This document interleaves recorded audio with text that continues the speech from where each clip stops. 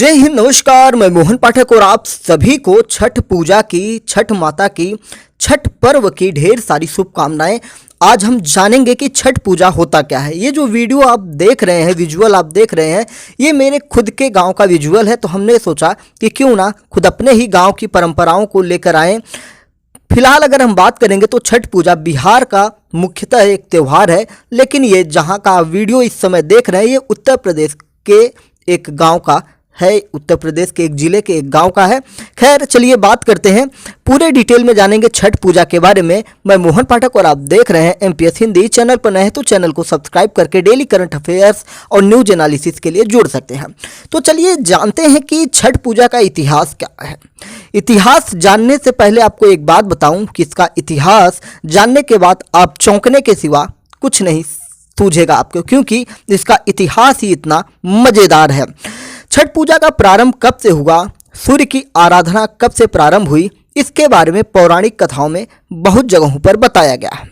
छठ पूजा में सूर्य देव और छठी मैया की पूजा विधि विधान से की जाती है। छठ पूजा का प्रारंभ कब से हुआ, सूर्य की आराधना कब से प्रारंभ हुई, इसके बारे में पौराणिक कथाओं में बताया गया है।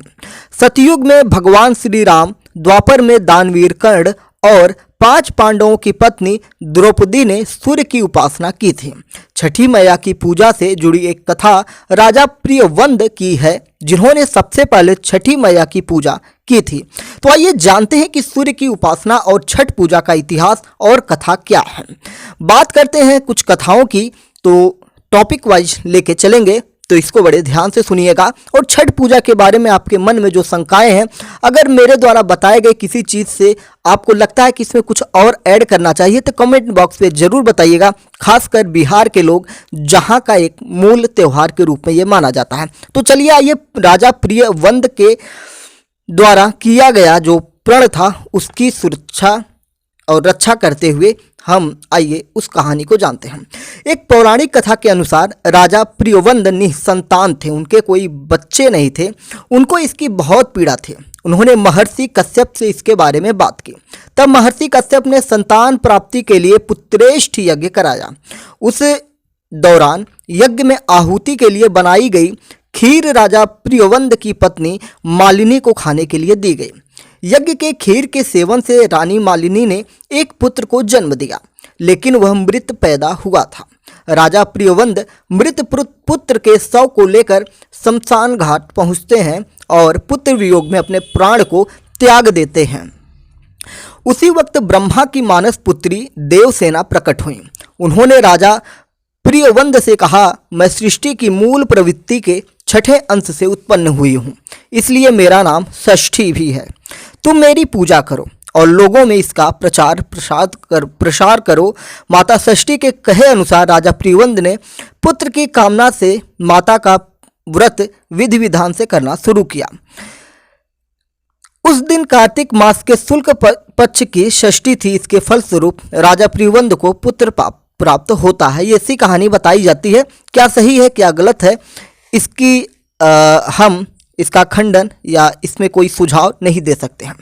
श्री राम और सीता ने भी की थी क्या सूर्य की उपासना? तो हम जानते हैं कि सूर्य देव जो है, सूर्य की पूजा अनादिकाल से चलती आ रही है। सूर्य एक प्रकृति का रूप है और इसलिए सूर्य की पूजा किसी भी धर्म से कोई भी जुड़ा होता है, सूर्य को इसलिए पूजा जाता है कि सूर्य से हमें ऊर्जा मिलती है। यदि सूर्य ना हो तो यह सृष्टि नहीं होगी, क्योंकि ना ही पेड़ पौधे भोजन बना पाएंगे, ना ही हमें भोजन प्राप्त होगा, ना ही ऑक्सीजन मिलेगा। लेकिन राम और सीता को लेकर क्या पौराणिक मान्यता, आइए उस पे जानते हैं। पौराणिक कथा के अनुसार लंका के राजा रावण का वध कर अयोध्या आने के बाद भगवान श्री राम और माता सीता ने राम राज्य की स्थापना के लिए कार्तिक मास के शुक्ल पक्ष की षष्ठी को उपवास रखा था और सूर्य देव की पूजा अर्चना की थी। द्रौपदी ने पांडवों के लिए रखा था छठ व्रत। द्रौपदी यानी कि महाभारत काल में हम ले चलते हैं। पौराणिक कथाओं की माने तो छठ व्रत के प्रारंभ को द्रौपदी से भी जोड़कर देखा जाता है। द्रौपदी को पांचाली के नाम से भी जाना जाता है। द्रौपदी ने 5 पांडवों के बेहतर स्वास्थ्य और सुखी जीवन के लिए छठ व्रत रखा था और सूर्य की उपासना की थी, जिसके परिणाम स्वरूप पांडवों को उन्होंने खोया राजपाट वापस मिल गया था, ऐसी बात की जाती है। दानवीर कर्ण से भी जुड़ी हुई चीजें मिलती हैं। महाभारत के अनुसार दानवीर कर्ण सूर्य के पुत्र थे और प्रतिदिन सूर्य की उपासना करते थे। कथा अनुसार सबसे पहले कर्ण ने ही सूर्य की उपासना शुरू की थी। वह प्रतिदिन स्नान के बाद नदी में जाकर सूर्य को अर्घ्य देते थे। जिस प्रकार से ये प्रथा शुरू हुई थी। क्या क्या चीज़ें होती हैं छठ पूजा की अगर हम बात करेंगे तो छठ पूजा में किस प्रकार से छठ पूजा की जाती है, किस प्रकार से छठ पूजा का विधि विधान होता है, आइए उस पर नज़र डालते हैं। पूजा पद्धति को जानने से पहले एक और कहानी को हम थोड़ा सा लेना चाहेंगे, थोड़ा सा ब्रीफ करेंगे एक और स्टोरी को। लोक आस्था के महापर्व छठ को लेकर कई धार्मिक मान्यताएं प्रचलित हैं जो मैं आपको बता रहा हूं, और कई सारी कहानियां इसमें, जैसे प्रभु श्री राम की पत्नी माता सीता के द्वारा माना जाता है। छठ पर्व को बिहार का महापर्व माना जाता है और बिहार के साथ साथ अब पूरे देश में धूमधाम से मनाया जाता है। बिहार के मुंगेर में छठ पर्व का विशेष महत्व है। छठ पर्व से जुड़ी बहुत सारी अनुसूचियाँ हैं। धार्मिक मान्यता के अनुसार माता सीता ने सर्वप्रथम छठ पूजा किया और आपने देखा कि महाभारत काल में बातें निकल के आती हैं, इन सारी चीज़ों की बात की जाती है।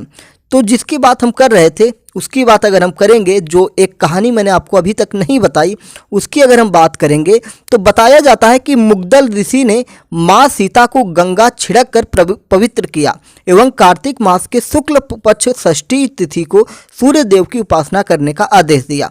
यहीं रहकर माता सीता ने 6 दिनों तक सूर्य देव भगवान की पूजा की थी और ऐसी मान्यता है कि माता सीता ने जहाँ छठ पूजा संपन्न की थी वह आज भी उनके पदचिन्ह मौजूद है। तो इस प्रकार की बात भी निकलती है।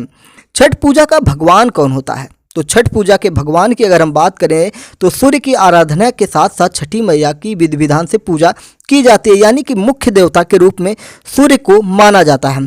अगर छठ पूजा के किसी अन्य नाम की हम बात करें तो लोकाचार मान्यताओं के अनुसार छठ महापर्व का दूसरा दिन खरना के नाम से जाना जाता है और यही इसका दूसरा नाम है। खर यानी शुद्ध, अर्थात इस दिन पुनः शुद्धि और पवित्रता पर जोर दिया गया है और आज के दिन व्रती दिन भर निर्जला व्रत करते हैं, यानी कि बिना खाए पिए बिना पानी के व्रती जो होते हैं इसमें व्रत करते हैं और साथ ही साथ सूर्य देव की आराधना करते हैं। ये पूजा पद्धति पे जानते हैं। पूजा पद्धति की जब हम बात करते हैं तो छठ पूजा में हर प्रकार के फल फ्रूट जो भी होते हैं सारी पूजा पद्धति के सर सामान इकट्ठा कर लिए जाते हैं। फिर उसके बाद 2 दिन पहले से घाटों पर दिया जलाने का प्रक्रिया शुरू किया जाता है जो छठ व्रती होते हैं। साथ ही साथ छठ पूजा के गीत, छठ मैया के गीत गाए जाते हैं, सूर्य देव के गीत गाए जाते हैं और भक्ति रस में डूबे रहते हैं। फिर उसके बाद जिस दिन मुख्य रूप से छठ पूजा का 2 दिन होता है और जब दूसरे दिन यानी कि पहले दिन तो पहले पानी के अंदर शाम को जाती हैं महिलाएं। जब शाम को महिलाएं पानी के अंदर जाती हैं तो वो सूर्य अस्त होने से कुछ घंटे पहले की घटना होती है। फिर उसके बाद पानी में जाने के बाद महिलाएं यानी कि व्रत जो की हुई है महिला वो पानी के अंदर जाती हैं और फिर उसके बाद जब सूर्य देव अस्त हो जाते हैं तो वो बाहर आती हैं। फिर पूरी रात प्रभु के गुण गाए जाते हैं, माँ छठी के गीत गाए जाते हैं और फिर सुबह में 3 से 4 बजे के आसपास फिर महिलाएं उसी तालाब में उसी घाट पर पहुंचती हैं और उसी नदी के तट पर जाकर फिर से जल के अंदर प्रवेश करती हैं और विधि विधान से अपने मन मस्तिष्क को एकाग्र करके सूर्य देव की पूजा उपासना करती हैं। और जैसे ही सूर्य देव उदित होते हैं फिर उसके बाद महिलाएं बाहर निकलती हैं और भगवान सूर्यदेव को प्रणाम करके अपना व्रत तोड़ती हैं और अपने घर जाती हैं। तो इस प्रकार से सूर्यदेव की पूजा आराधना की जाती है, छठी माता की पूजा की जाती है। उम्मीद है कि आपको सारी चीज़ें अभी तक के लिए समझ में आ गई हैं। तो चैनल पर नए हैं तो MPS हिंदी के साथ जुड़ सकते हैं डेली करंट अफेयर्स और न्यूज एनालिसिस के लिए। जय हिंद, नमस्कार, भारत माता की जय।